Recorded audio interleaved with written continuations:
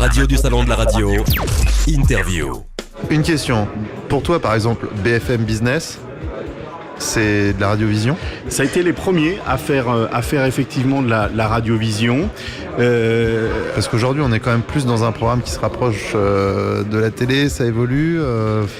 C'est difficile en termes de Effectivement, de définition. Chacun va y mettre sa patte. Parfois, on va s'orienter plus télé, parfois, on va s'orienter plus radio. Ce qui est sûr, c'est que c'est pas les professionnels qui vont choisir. Aujourd'hui, c'est vrai, si on prend les professionnels, on a les professionnels de la télévision, les professionnels de la radio, on a même la presse écrite qui se met à faire de l'audio, de la vidéo. Oui, nous venons d'équiper le Parisien, qui à la base n'est pas forcément quelqu'un qu'on attend en télévision. Eh bien, le Parisien, son plateau vidéo équipé par Broadcast Associés, justement pour faire ce genre de choses. Ce que je veux dire, c'est que ce sont les consommateurs qui vont choisir. Et les consommateurs, ils ont tous un smartphone, ils ont tous une tablette. Ils savent plus s'ils écoutent de la télévision, de la radio, de la presse. Ils ont du contenu audio, vidéo. C'est vrai que le terme n'est pas bien défini à ce jour, mais c'est eux qui choisissent la façon dont ils veulent consommer leurs médias. Et quand on regarde les ados, par exemple, les ados aujourd'hui consomment de la musique essentiellement sur YouTube. C'est vrai. Et est-ce que quand même, je sais pas, après on va pas se lancer dans des analyses poussées, surtout vu notre état pour cette 3e journée de salon, mais est-ce que ça va pas perdre un petit peu de magie d'être filmé, etc. Parce que c'est quand même pas le même exercice que quand on est libre à la radio. Même si là on sent pas trop la présence des caméras, mais je pense que voilà, je me montre plus souvent de profil à te regarder qu'à regarder la caméra de face, parce que voilà, moi j'ai envie de regarder mon invité, et même si j'ai envie de vous regarder, j'ai surtout envie de vous parler.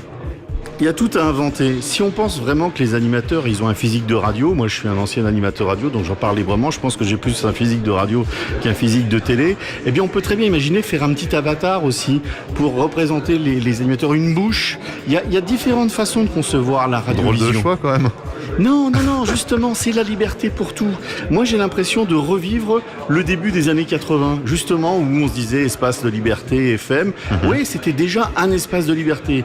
Mais l'Internet permet de développer toutes sortes de choses à travers la voix, à travers la vidéo, à travers les données associées. Et puis surtout de partager la viralité, elle est extrêmement importante. Ces auditeurs qui interagissent avec nous depuis le Japon, il y a possibilité en ce moment. Facebook, Twitter, c'est absolument génial. On partage l'information à une vitesse incroyable, et surtout maintenant c'est celui qui est en bout de chaîne qui choisit, c'est pas le professionnel.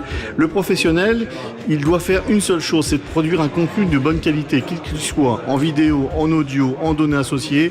La qualité est importante, et si la qualité n'est pas là, on ne nous regarde pas, on ne nous écoute pas. Est-ce que c'est de la radio, est-ce que c'est de la télévision, est-ce que c'est un terme que je préfère, c'est radiovision. Voilà, je crois que ça correspond plus à la réalité, ou à la visual radio, c'est le terme anglo-saxon, mais surtout pas de la radio filmée. De mettre une webcam, de mettre une caméra dans un studio, ça n'a jamais fait d'audience, ça n'a jamais rien apporté. De voir un animateur affaler sur sa console entre deux disques. Et ça existe, on le sait. T'es venu le matin me voir. Donc, blague à part, j'aime pas cette formulation, mais c'est pas grave, on fait avec ce qu'on peut. Quand on veut installer ce type d'équipement, je suis une radio, je veux avoir la même chose. Ça fonctionne comment ? Est-ce qu'il faut obligatoirement avoir des gens à la régie non, si on veut faire un produit de qualité ? Justement, tu as raison, David, de poser cette bonne question.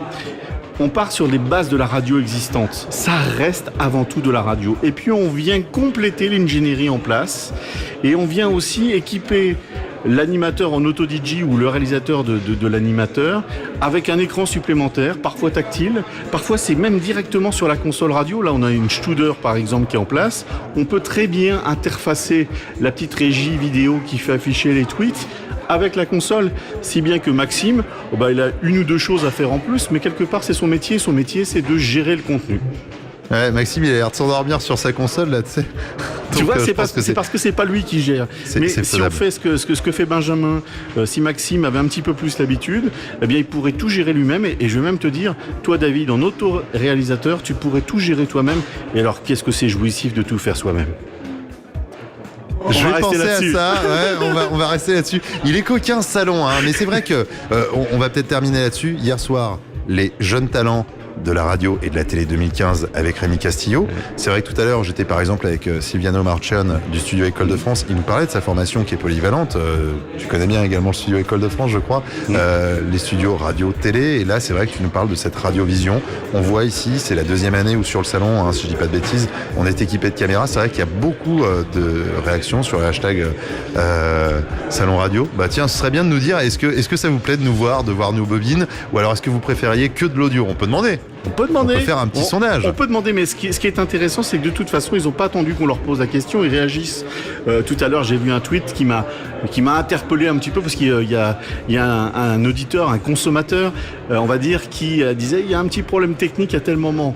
Et ben ça, la radiovision permet de réagir tout de suite. Il y a un petit problème technique, on va vite le régler. Alexandre, je t'ai entendu, je t'ai vu sur ton tweet. Bon, pour le son, elle est mieux en audio ou en audiovision ou en vidéo ou en live, Katy Perry? Ah, tu vois, là, l'image a son importance. Au Super Bowl, en tout cas, elle a fait le travail. Lenny Kravitz, Missy Elliott qui est venue également pendant ce superbe show. Katy Perry, Roar, c'est maintenant. La radio du Salon de la radio avec Broadcast Associés, Open Radio, Maxillaire et la Fabrica News.